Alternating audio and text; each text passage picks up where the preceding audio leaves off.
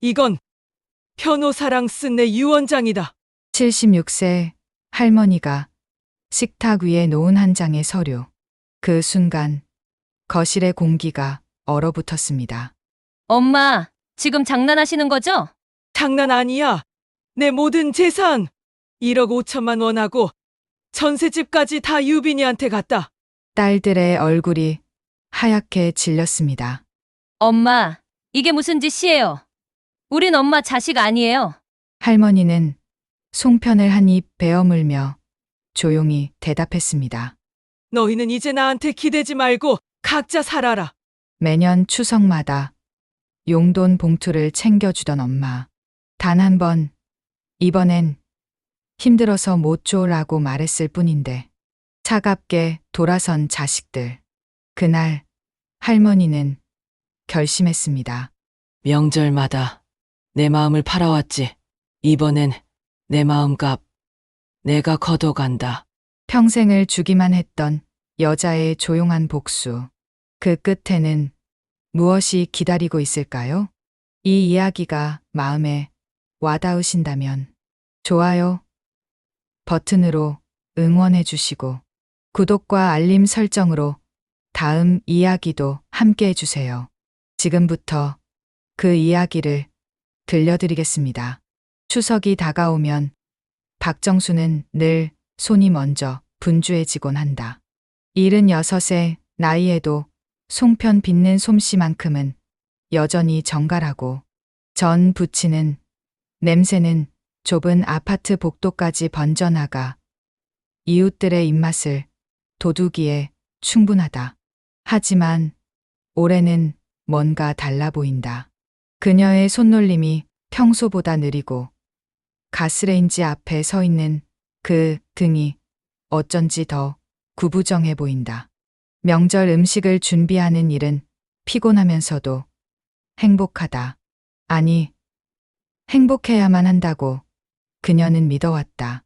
자식들이 모이는 날, 며느리가 웃으며 상을 칭찬하는 그 순간, 손주들이 할머니 손맛이 최고라며 엄지를 치켜 세울 때면 온몸이 쑤셔도 그만한 보람이 또 어디 있으랴. 그렇게 스스로를 다독이며 살아온 세월이 어언 반백년이다. 정순의 손가락 사이로 찹쌀가루 반죽이 비집고 나온다. 손바닥으로 굴려 동그랗게 만들고 엄지로 움푹 눌러 소를 채운다. 깨와 설탕, 계피가루가 섞인 고소한 향이 코끝을 스친다. 이 향기 속에는 그녀의 기억들이 켜켜이 쌓여 있다. 시집 와서 처음 시어머니께 배운 송편 빚는 법, 첫 딸을 낳고 산후조리도 제대로 못한 채 명절상을 차리던 날들, 남편이 사업에 실패해 빚쟁이들이 눈을 두드리던 그 추석에도 어떻게든 차려낸 밥상들. 부모란 그런 존재라고 배워왔다. 주는 사람, 베푸는 사람. 아무리 힘들어도 자식 앞에서는 여유로운 척, 든든한 척해야 하는 사람. 정수는 그 믿음을 한 번도 의심해 본 적이 없다. 자식들이 어릴 땐 밥을 주고, 크면 등록금을 주고, 결혼하면 살림 미천을 주고, 손주가 태어나면 육아비를 보태주는 것이 당연한 순리라 여겼다. 그리고 명절은 특별하다. 온 가족이 한자리에 모이는 날이니까. 정수는 추석 며칠 전부터 시장을 오가며 장을 본다. 갈비는 좋은 것으로, 배는 제일 큰 것으로, 대추와 밤은 알이 실한 것으로 골라 담는다. 계산대 앞에서 카드를 내밀 때마다 가슴 한편이 조마조마하지만 그래도 괜찮다고 스스로를 위로한다. 가족들이 맛있게 먹는 모습을 보면 다 보상받는 기분이니까. 하지만 올해는 그 위로마저 힘겹다.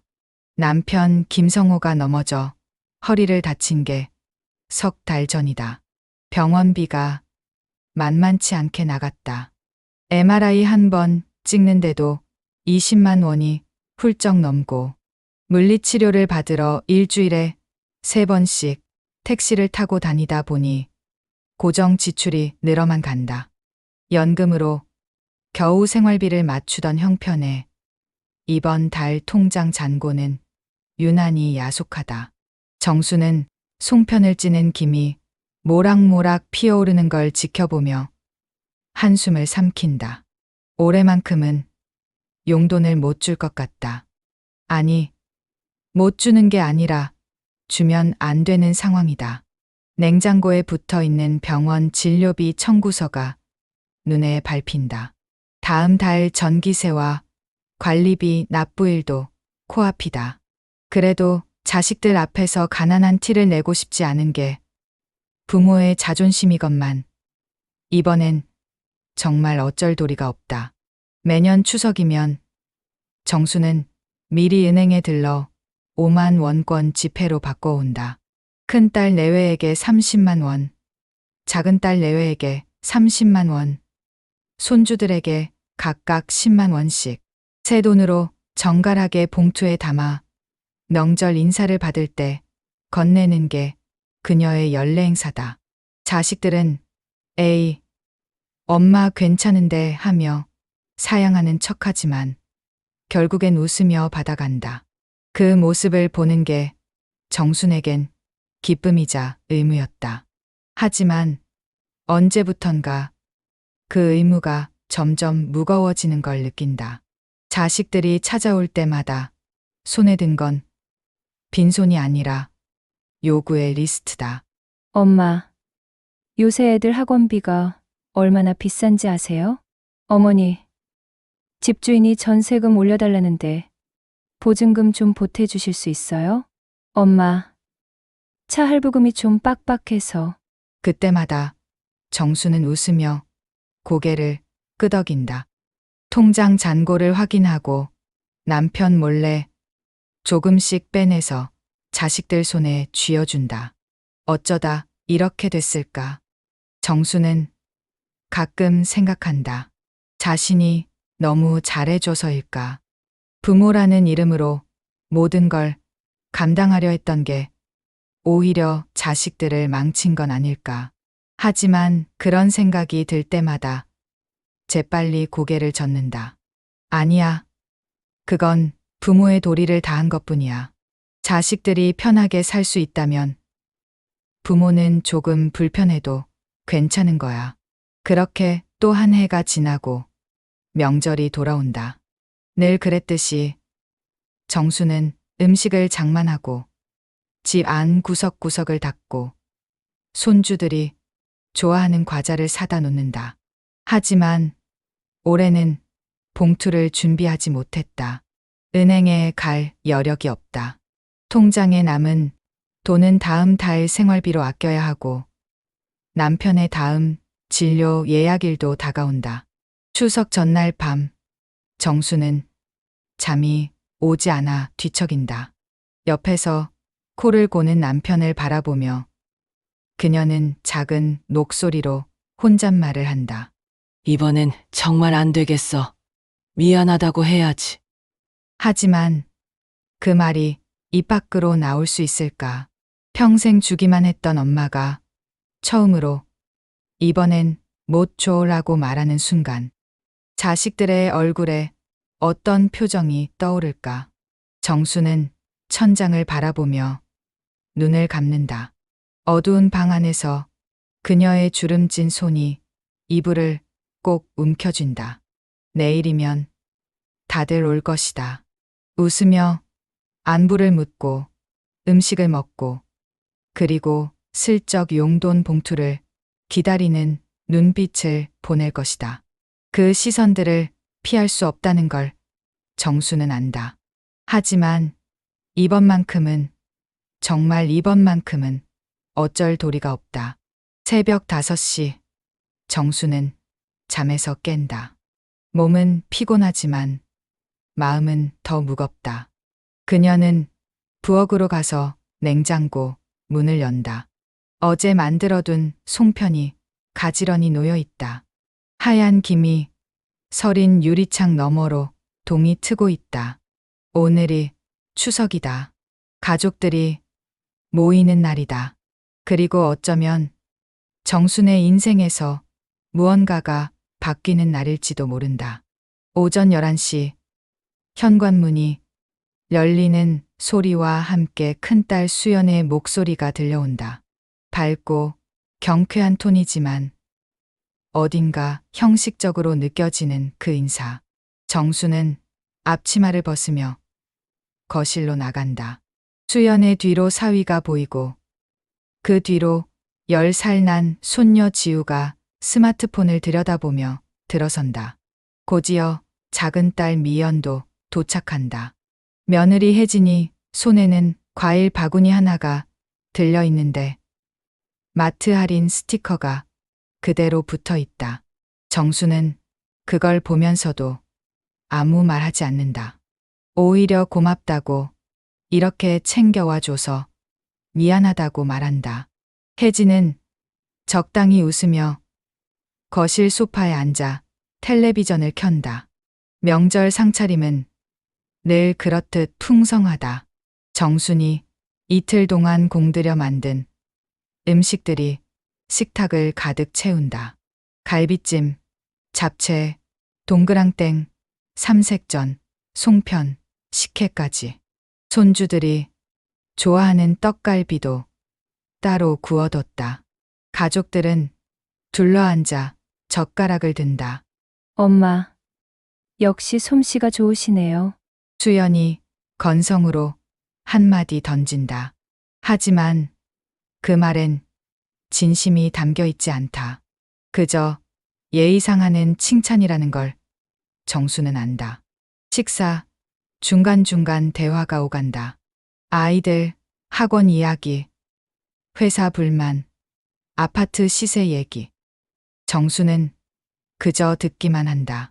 가끔 맞장구를 쳐주고 고개를 끄덕이고 그래, 다들 고생이 많구나 하며 국그릇을 채워준다. 남편 성우는 허리가 불편해 의자에 비스듬히 기댄 채 묵묵히 밥을 먹는다. 그의 얼굴에도 피곤함이 역력하다. 밥을 다 먹고 나자 거실에선 손주들이 소파에 널브러져 각자의 휴대폰을 들여다본다. 어른들은 차를 마시며 담소를 나눈다. 정수는 설거지를 하러 부엌으로 향한다. 수연이 뒤따라온다. 엄마, 제가 할게요. 하지만 그 말이 채 끝나기도 전에 수연은 거실로 돌아가 소파에 앉는다. 결국 정순 혼자 그릇을 닦는다. 미지근한 물에 손을 담그며 그녀는 생각한다. 이제 곧 말해야 할 시간이 다가온다. 설거지를 마치고 나오자 거실 분위기가 묘하게 느긋해져 있다.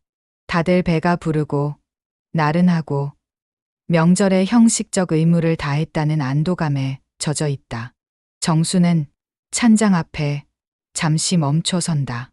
그 안에는 빈 서랍이 하나 있다. 예년 같으면 용돈 봉투들이 가지런히 놓여 있었을 자리. 하지만 올해는 텅 비어 있다.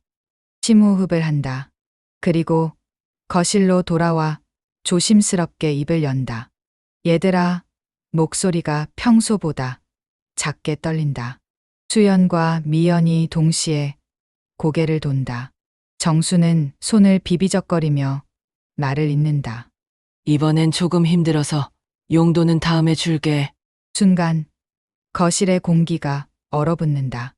텔레비전에서 흘러나오던 명절 특집 프로그램의 웃음소리만이 어색하게 공간을 채운다. 수연의 표정이 굳는다. 미연은 눈썹을 치켜 올린다. 혜진은 찻잔을 든 채 입술을 삐죽거린다. 몇 초간의 침묵. 그 침묵 속에서 정수는 자신의 심장 소리가 들리는 것만 같다. 수연이 먼저 입을 연다. 엄마, 그런 말은 미리 하지 그랬어요. 말투는 차분하지만 그 안에 담긴 불만은 명확하다. 마치 약속을 어긴 사람을 나무라듯 준비 없이 당한 사람의 서운함이 묻어난다. 정수는 변명처럼 말을 더듬는다. 아버지 병원비가 좀 많이 나가서 다음 달엔 꼭. 하지만 그 말은 끝까지 이어지지 못한다.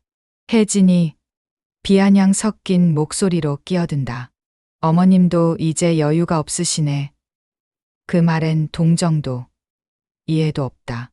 그저 실망과 불편함만이 배어 있다.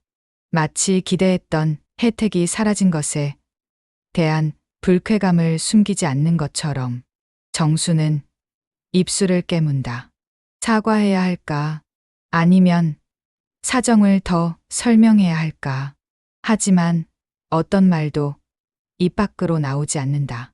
남편 성우가 거실 한쪽에서 난처한 표정으로 앉아 있다. 그는 아무 말도 하지 않는다. 할 수도 없다. 자신의 병원비 때문이라는 걸 알기에 더욱 입을 열지 못한다. 손주 지우는 여전히 휴대폰 화면에 시선을 고정한 채 아무것도 모르는 척한다. 어쩌면 정말 모르는 걸 수도 있다. 아이들은 어른들의 미묘한 감정 싸움에 관심이 없으니까. 수연이 가방을 챙기며 일어선다. 그럼 우리 먼저 갈게요, 엄마. 오후에 약속이 있어서. 예정에 없던 약속이라는 걸 정수는 안다. 그저 이 어색한 자리에서 벗어나고 싶은 핑계일 뿐. 미연과 혜진도 슬슬 자리를 뜬다. 어머니, 음식 잘 먹었어요. 둘이 도시락에 좀 싸주세요. 혜진의 목소리는 여전히 밝지만 그 밝음이 오히려 더 차갑게 느껴진다.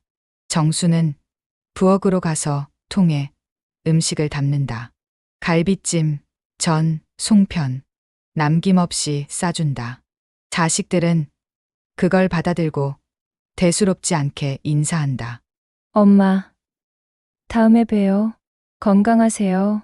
문이 닫히는 소리, 자동차 시동 거는 소리, 멀어지는 엔진음.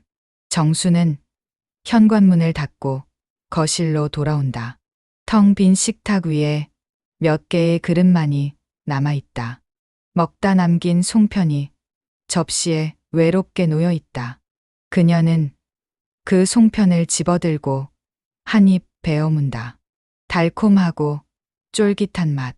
하지만 입안에서 씹히는 이 맛이 왠지 쓰디쓰게 느껴진다. 남편이 소파에 앉아 한숨을 쉰다. 미안하오. 내 때문에.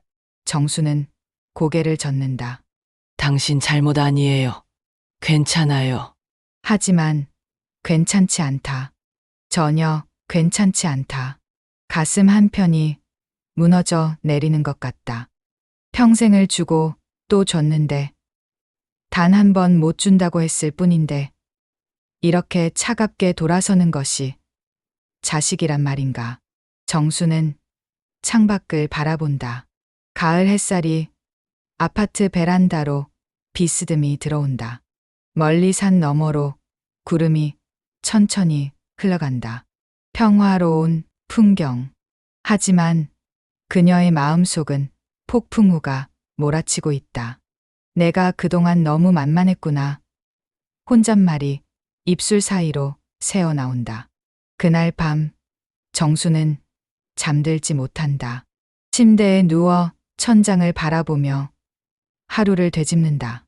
자식들의 표정, 차가운 말투, 서둘러 떠나가던 뒷모습. 그 모든 것이 머릿속에서 재생된다. 그녀는 이불을 끌어당겨 얼굴을 묻는다. 눈물이 날 것 같지만 나오지 않는다. 그저 가슴만이 먹먹하게 조여온다. 새벽녘 정수는 일어나 거실로 나온다. 냉장고를 열어 물을 마신다. 차가운 물이 목을 타고 내려가지만 속은 여전히 답답하다. 식탁 위 송편 접시가 눈에 들어온다. 그녀는 그 송편을 하나 집어들고 창가에 선다. 어둠 속에서 희미하게 빛나는 도시의 불빛들. 저 많은 집들 안에도 나 같은 부모들이 있을까? 주고 또 줘도 모자란 사람 취급받는 부모들이. 정수는 송편을 한 입 베어 문다. 식은 떡은 질기고 맛이 없다. 하지만 삼킨다. 그리고 중얼거린다. 이제 내 인생도 좀 살아야겠어. 그 말이 공허하게 어두운 거실에 울려 퍼진다. 남편의 코 고는 소리만이 그 정막을 깬다. 정수는 눈을 감는다. 무언가가 달라져야 한다. 이대로는 안 된다. 마음속 깊은 곳에서 작은 결심이 싹트기 시작한다. 추석이 지나고 사흘째 되는 날, 오후의 햇살이 유난히 따스하다. 정수는 베란다에서 빨래를 개고 있다. 남편의 속옷, 자신의 블라우스, 낡은 수건들, 손때 묻은 천들을 정갈하게 접으며 그녀는 멍하니 창밖을 바라본다. 저 멀리 아파트 단지 놀이터에서 아이들이 뛰노는 모습이 보인다. 웃음소리가 바람을 타고 희미하게 들려오는 것 같기도 하다. 그때 초인종이 울린다. 정수는 고개를 든다. 예상치 못한 방문객. 택배도 아니고 이 시간에 찾아올 사람도 없는데 그녀는 앞치마를 털며 현관으로 향한다. 인터폰 화면을 보니 작은 실루엣 하나가 서 있다. 아이다. 정수는 문을 연다. 할머니, 11살 손주 유빈이다. 큰 딸 수연의 아들. 학교 교복을 입은 채 배낭을 메고 있는 모습이 어딘지 초라해 보인다. 정수는 깜짝 놀라 아이를 맞이한다. 유빈아, 어쩐 일이니? 엄마는, 유빈은 고개를 젓는다. 엄마 몰래 왔어요. 할머니 보고 싶어서요. 정순의 가슴이 뭉클해진다. 추석날 무심하게 휴대폰만 들여다보던 아이가 엄마 몰래 찾아왔다니. 그녀는 유빈을 안으로 들인다. 들어와. 들어와. 배고프지? 할머니가 뭐 해줄까? 하지만 유빈은 고개를 젓는다. 배낭에서 무언가를 꺼낸다. 접힌 종이 한 장. 할머니, 이거 드리려고 왔어요. 편지다. 알록달록한 색연필로 그린 꽃 그림이 테두리를 장식하고 있다. 정수는 떨리는 손으로 그 편지를 받는다. 유빈의 서툰 글씨체가 눈에 들어온다.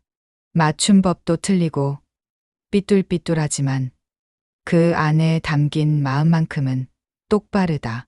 할머니께 추석날 엄마랑 아빠가 집에 와서 이상한 말 하는 거 들었어요.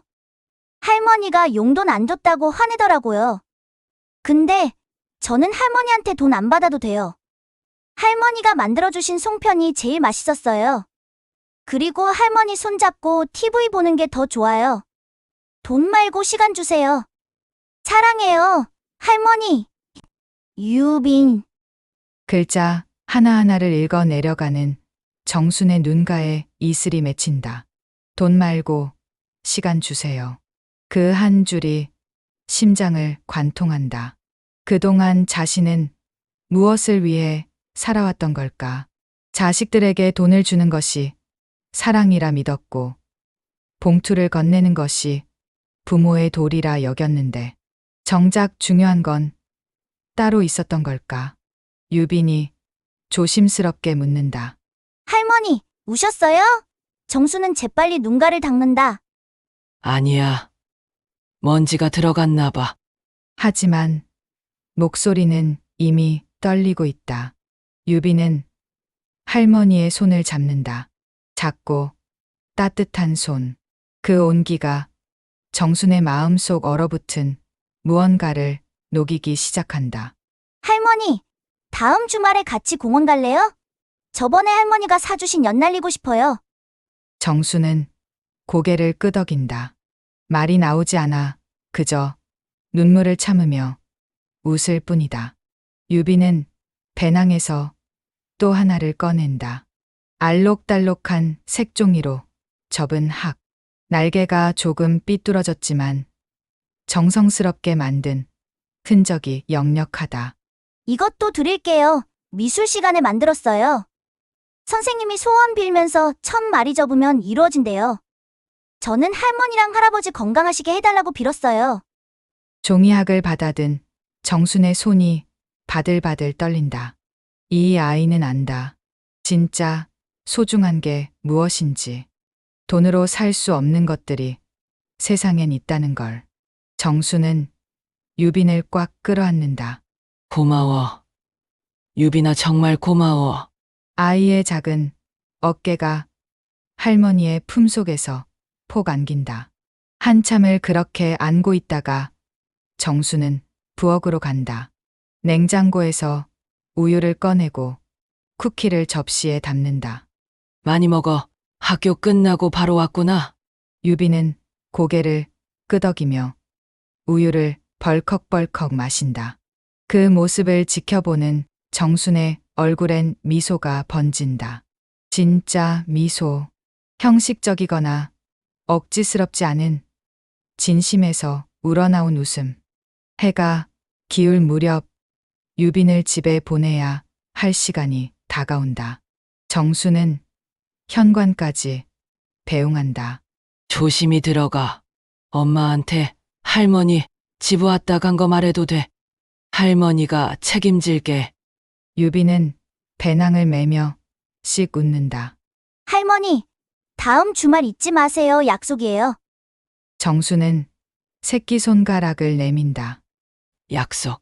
두 사람의 새끼손가락이 맞닿는다. 문을 닫고 돌아온 정수는 거실 소파에 털썩 주저앉는다. 손에는 여전히 유빈이 쓴 편지와 종이학이 들려있다. 그녀는 종이학을 창가에 걸어둔다. 바람에 살랑살랑 흔들리는 모습이 마치 살아있는 것처럼 느껴진다. 돈 말고 시간 주세요.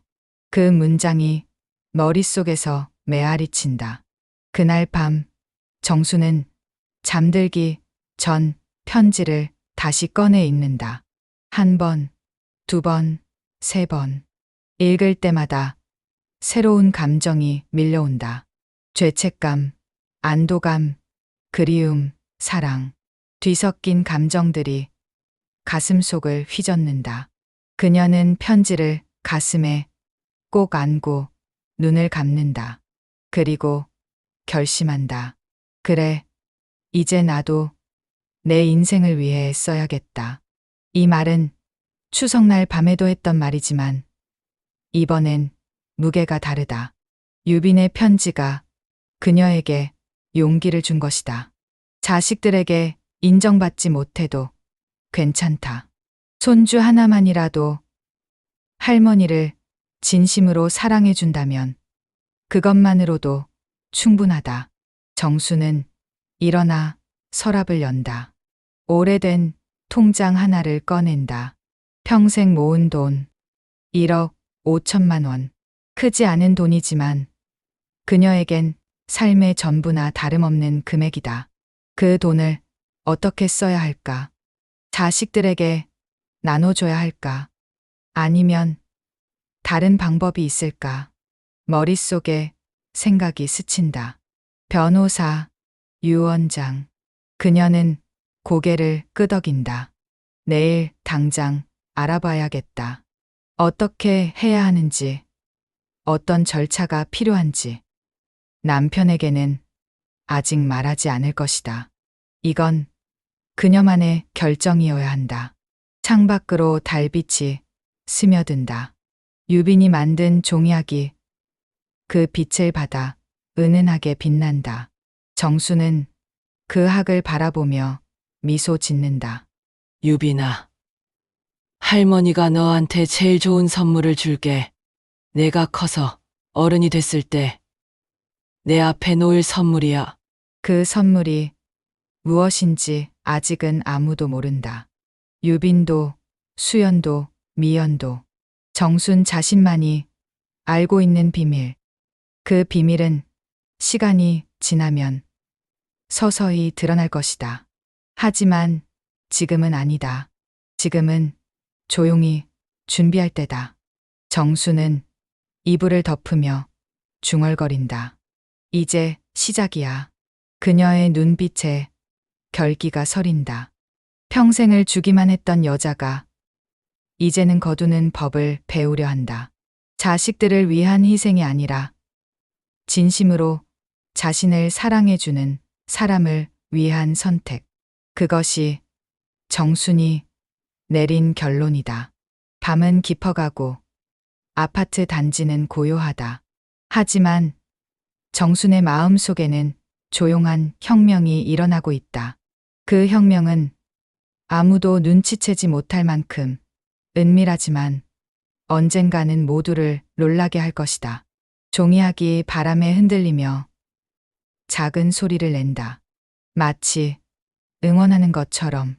유빈이 다녀간 지 일주일이 지난 어느 오전, 정수는 옷장에서 가장 단정한 옷을 꺼낸다. 남색 블라우스에 검은색 슬랙스. 거울 앞에서 머리를 빗으며 그녀는 자신의 얼굴을 오래도록 바라본다. 주름진 이마, 처진 눈꺼풀, 가늘어진 입술. 76해를 살아온 흔적들이 얼굴 곳곳에 새겨져 있다. 하지만 오늘만큼은 그 주름들이 초라해 보이지 않는다. 오히려 단단해 보인다. 어디 가시오? 남편 성호가 소파에서 묻는다. 정수는 가방을 챙기며 담담하게 대답한다. 은행 좀 다녀올게요. 성호는 더 묻지 않는다. 아내가 집안 살림을 도맡아 하니 은행 업무도 당연히 그녀의 몫이다. 정수는 현관문을 나서며 깊게 숨을 들이마신다. 은행까지는 버스로 새 정거장이다. 창밖 풍경을 보며 그녀는 생각에 잠긴다. 평생 모은 돈 1억 5천만 원. 남편이 젊었을 때 번 돈.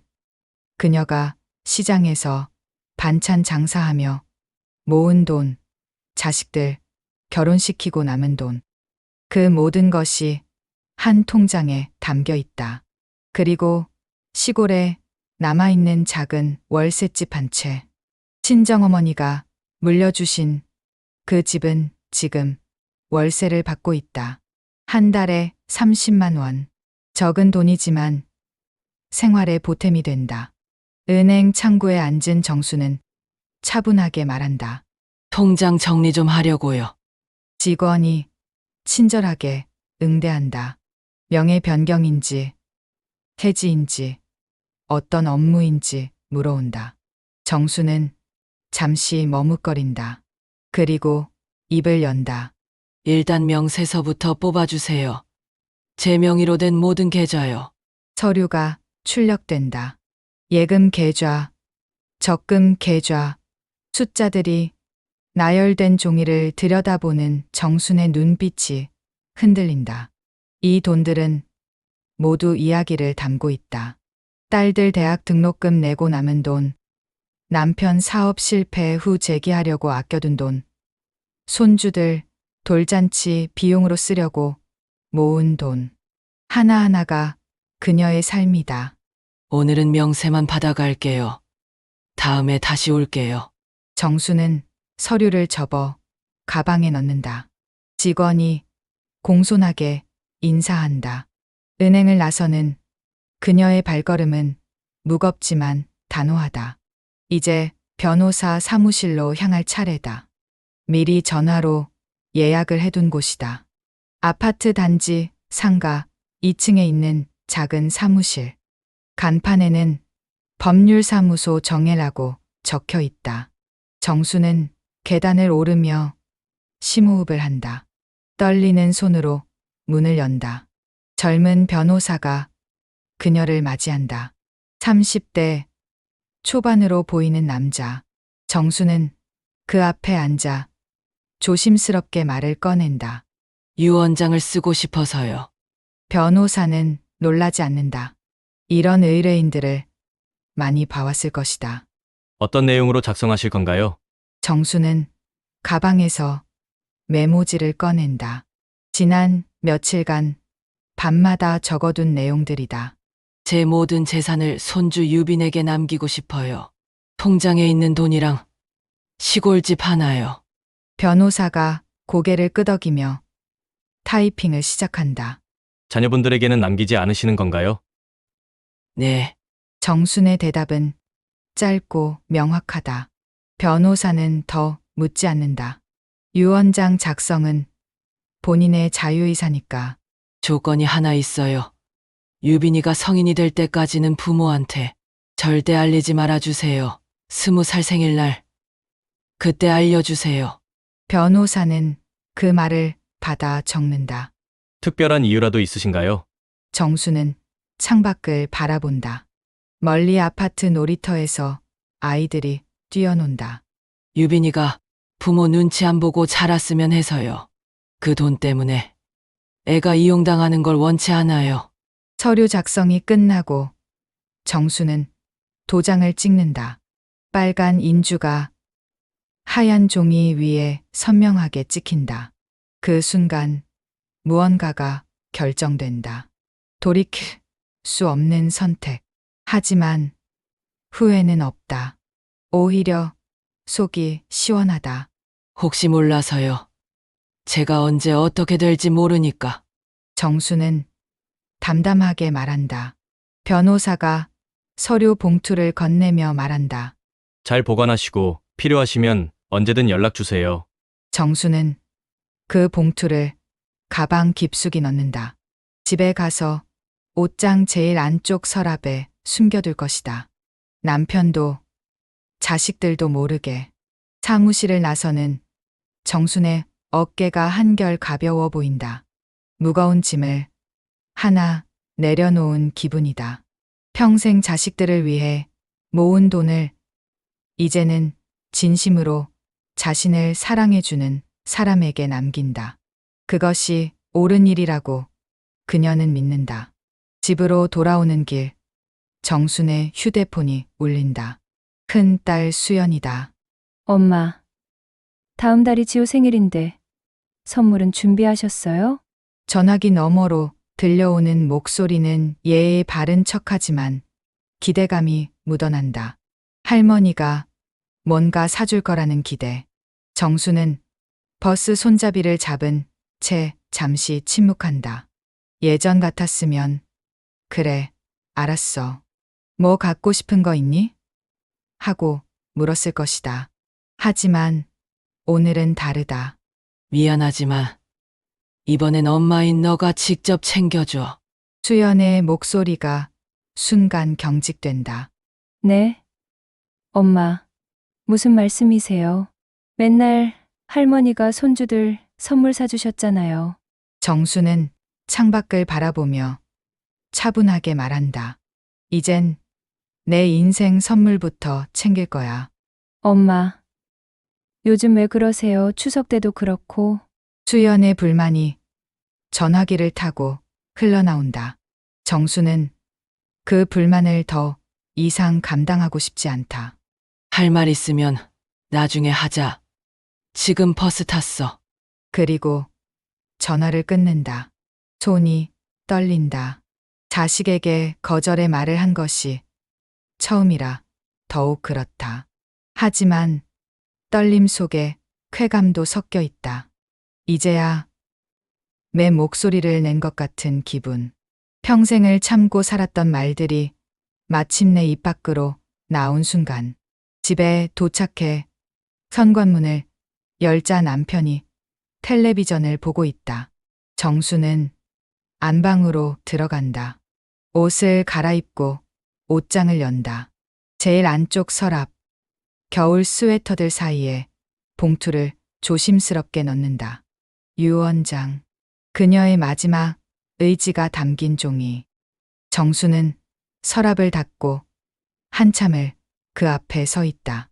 창가에 걸린 유빈의 종이학이 햇살을 받아 반짝인다.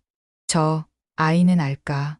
할머니가 자신을 위해 무엇을 준비하고 있는지 아직은 모를 것이다. 하지만 언젠가는 알게 될 것이다. 진심으로 사랑한다는 것이 무엇인지. 그날 저녁, 정수는 남편과 조용히 저녁을 먹는다. 된장찌개와 김치, 계란말이. 소박한 밥상이지만 평화롭다. 남편이 물어온다.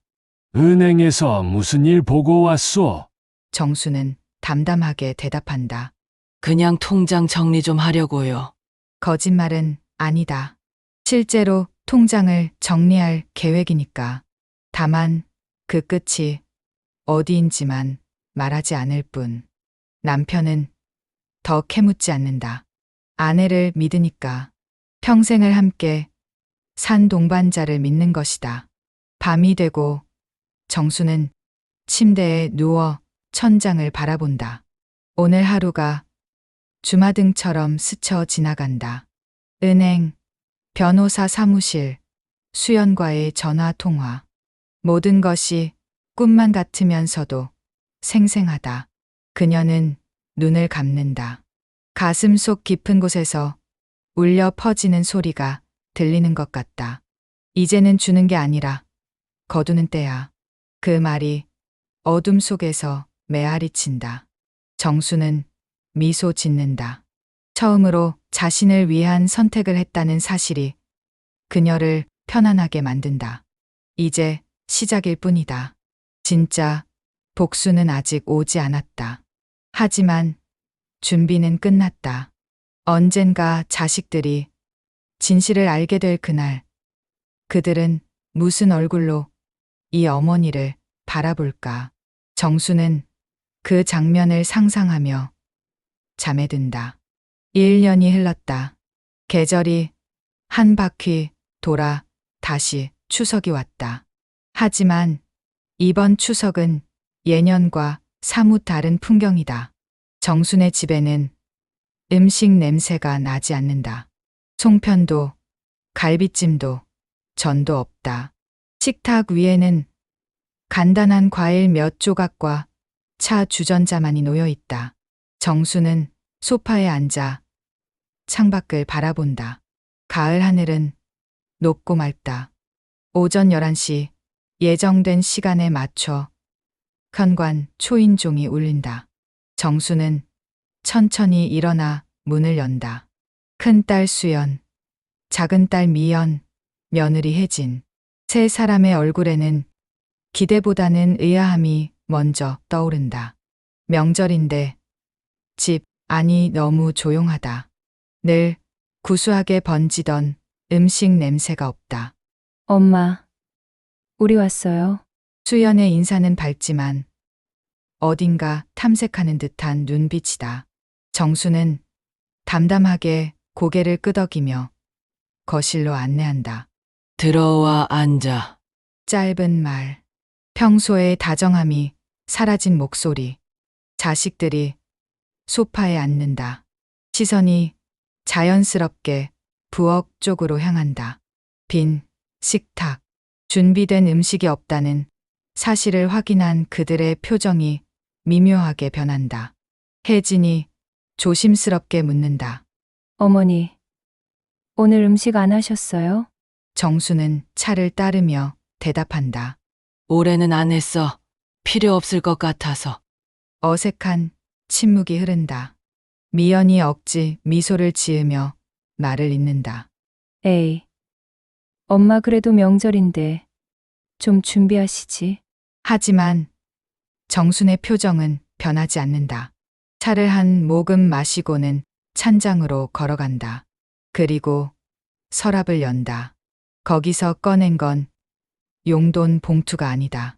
하얀 봉투 하나. 법률사무소의 로고가 찍힌 그 봉투를 정수는 식탁 위에 조용히 내려놓는다. 이거 보여주려고 오늘 부른 거야. 자식들의 시선이 일제히 그 봉투로 향한다. 뭔가 불길한 예감이 스친다. 정수는 봉투에서 서류를 꺼낸다. 깔끔하게 타이핑된 문서. 맨 위에 유원장이라는 두 글자가 선명하다. 이건 변호사랑 쓴 내 유언장이다. 그 말이 떨어지자 거실의 공기가 얼어붙는다. 수연의 눈이 커진다. 미연은 입을 벌린 채 굳어 있다. 혜진은 찻잔을 든 손을 멈춘다. 엄마. 갑자기 유언장이 무슨. 수연이 당황한 목소리로 묻는다. 정수는 서류를 펼쳐 보인다.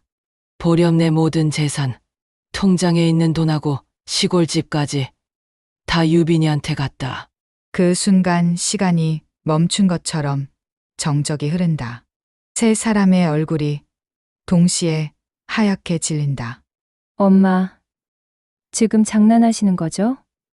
미연이 떨리는 목소리로 묻는다. 하지만 정순의 표정은 진지하기만 하다. 장난 아니야. 진짜야. 전호사 도장까지 다 찍혀 있어. 법적으로 완벽해. 서류를 들여다보는 자식들의 손이 바들바들 떤다. 숫자들이 눈에 들어온다. 1억 5천만 원. 월세집. 모든 것이 손주 유빈 명의로 넘어가 있다. 엄마. 이게 무슨 짓이에요? 우리는요? 우린 엄마, 자식 아니에요? 수연의 목소리가 높아진다. 하지만 정수는 흔들리지 않는다. 오히려 더 차분해진다. 너희는 이제 나한테 기대지 말고 각자 살아라. 내가 살아있는 동안은 내 연금으로 살 거고 죽고 나면 유빈이가 받을 거야. 혜진이 비웃듯 말한다. 손주 하나 편애하시는 거 아니에요? 지우랑 다른 애들은요? 정수는 그 말에 미소 짓는다. 차갑고 쓸쓸한 미소. 편애가 아니라 보답이지. 유빈이만 날 진짜로 사랑해줬으니까. 돈 때문이 아니라 진심으로. 수연이 소파에서 벌떡 일어선다. 엄마. 이건 너무 하시는 거 아니에요? 우리가 엄마한테 얼마나. 말이 채 끝나기도 전에 정순이 끊는다. 얼마나 뭐 잘해줬다고. 명절 때마다 봉투 챙기러 온 게 잘해준 거야? 그 말에 미연의 얼굴이 붉어진다. 엄마가 주시니까 받은 거지. 저희가 달라고 했나요? 정수는 고개를 젓는다. 입으로는 안 달라고 했지. 근데 눈빛은 달랐어. 기대하는 눈빛 나 그거 다 봤어. 식탁 위에 놓인 서류를 바라보는 자식들의 눈에 당혹감과 분노가 교차한다. 평생 물려받을 거라 당연하게 여겼던 재산이 손주에게 넘어간다니. 그것도 한 명의 손주에게만. 받아들이기 힘든 현실이다. 정수는 냉장고에서 송편 한 접시를 꺼낸다. 어제 혼자 빚은 송편. 많지 않다. 10개 남짓. 이거나 먹고 가. 접시를 식탁에 내려놓는 소리가 차갑게 울린다. 수연이 그 송편을 보며 코웃음을 친다. 송편은 주시네요. 참 아이러니하다. 정수는 송편 하나를 집어 입에 넣는다. 천천히 씹으며 말한다. 명절마다 내 마음을 팔아왔지. 음식 만들고 돈 주고 웃는 척하면서. 근데 이제 알았어. 내 마음값 내가 걷어가야 한다는 걸. 그 말이 떨어지자 혜진이 가방을 움켜쥔다. 저희는 이만 가볼게요. 어머니, 건강하세요. 목소리에 냉기가 가득하다. 미연도 일어선다. 엄마, 실망이에요. 정말. 수연은 아무 말 없이 서류를 한 번 더 쳐다본 뒤 돌아선다. 세 사람이 현관을 나선다. 신발을 신는 소리, 문 닫는 소리, 계단을 내려가는 발소리. 모든 소리가 멀어지고 집 안은 다시 고요해진다. 정수는 소파에 앉아 남은 송편을 먹는다. 단맛이 입안에 퍼진다. 하지만 눈물은 나오지 않는다. 오히려 마음이 홀가분하다. 창밖을 바라본다. 가을 하늘이 유난히 푸르다. 구름 한 점 없이 맑은 하늘. 정수는 창가로 걸어간다. 거기 걸려있는 종이학. 유빈이 만들어준 그 학이 햇빛을 받아 반짝인다. 바람에 살랑살랑 흔들리는 모습이 살아있는 것 같다. 이제야 속이 다 시원하다. 혼잣말이 조용히 흘러나온다. 정수는 종이학을 손가락으로 살짝 건드린다. 학이 빙글 돈다. 그 움직임을 보며 그녀는 미소 짓는다. 평생을 주기만 했던 여자가 마침내 자신의 선택을 한 것이다. 남편 성호가 안방에서 나온다. 다들 갔소. 정수는 고개를 끄덕인다. 네, 갔어요. 성호는 더 묻지 않는다. 무슨 일이 있었는지 짐작은 하지만 아내를 믿기로 한다. 차나 한잔 하시오. 정수는 주전자를 들고 찻잔 2개에 따른다. 두 사람은 조용히 차를 마신다. 창밖으로 석양빛이 들어온다. 노을이 아파트 벽면을 주황빛으로 물들인다. 평화로운 저녁. 아무 일도 없었던 것처럼 고요한 시간. 하지만 정수는 안다. 오늘이 전환점이었다는 것을. 밤이 되고 정수는 침대에 눕는다. 천장을 바라보며 오늘을 곱씹는다. 자식들의 충격받은 얼굴, 믿을 수 없다는 표정, 화를 참지 못하는 목소리. 그 모든 것이 선명하다. 하지만 후회는 없다. 이것이 옳은 선택이었다고 그녀는 확신한다. 유비는 아직 모른다. 할머니가 자신에게 무엇을 남겼는지. 아이는 여전히 순수하게 할머니를 사랑한다. 돈이 아니라 시간을 원한다. 그게 진짜 사랑이다. 정수는 그 사랑에 보답하고 싶었다. 그래서 이 결정을 내렸다. 몇 년 후 유빈이 20살이 되는 날, 변호사 사무실에서 연락이 갈 것이다. 그날 아이는 할머니의 진심을 알게 될 것이다. 그리고 울지도 모른다. 고마워서, 그리워서. 정수는 그 장면을 상상하며 눈을 감는다. 종이학이 어둠 속에서도 희미하게 보인다. 달빛을 받아 은은하게 빛나는 그 모습. 정수는 그 학을 향해 속삭인다. 유빈아, 할머니가 너한테 제일 좋은 선물 남겼단다. 내가 어른이 됐을 때, 그때 알게 될 거야. 바람이 창틈으로 스며들어 종이학을 흔든다. 마치 대답하는 것처럼. 정수는 미소 지으며 이불을 덮는다. 평생을 살아온 76해. 그 긴 세월의 끝에서 그녀는 마침내 자신만의 결론을 내렸다. 주는 것만이 사랑이 아니다. 때로는 거두는 것도 사랑이다. 그렇게 정순의 조용한 복수는 완성되었다. 아무도 눈치채지 못하게, 소리 없이, 하지만 확실하게. 명절의 전통이라는 이름으로 착취당했던 마음값을 이제는 진짜 사랑을 알아주는 이에게 돌려주는 것. 그것이 정순이 선택한 마지막 선물이다. 새벽녘, 정수는 잠에서 깬다. 창밖이 밝아오고 있다. 새로운 날이 시작된다. 그녀는 일어나 창가에 선다. 종이학이 아침 햇살을 받아 반짝인다. 정수는 그 학을 바라보며 중얼거린다. 이제야 내 인생이 시작되는 것 같아. 그 말과 함께 햇살이 방 안 가득 커진다. 따뜻하고 부드러운 빛. 정순의 얼굴을 비추는 그 빛 속에서 주름진 미소가 피어난다. 진짜 평화로운 미소. 드디어 찾은 자유의 미소. 정순 할머니의 이야기 어떠셨나요? 부모는 언제나 주는 사람이어야 할까요? 자식은 부모에게 무엇을 기대해도 되는 걸까요? 진짜 사랑은 돈이 아니라 진심에서 나온다는 것. 유빈이는 그걸 알고 있었습니다. 돈 말고 시간 주세요.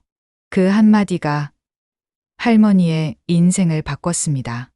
여러분의 생각은 어떠신가요? 댓글로 의견을 나눠주세요. 이 영상이 도움이 되셨다면 좋아요와 구독 부탁드립니다.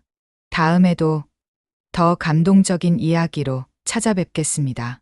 여러분, 오늘도 소중한 사람들에게 진심을 전하는 하루 되세요. 오늘도 시청해 주셔서 감사합니다.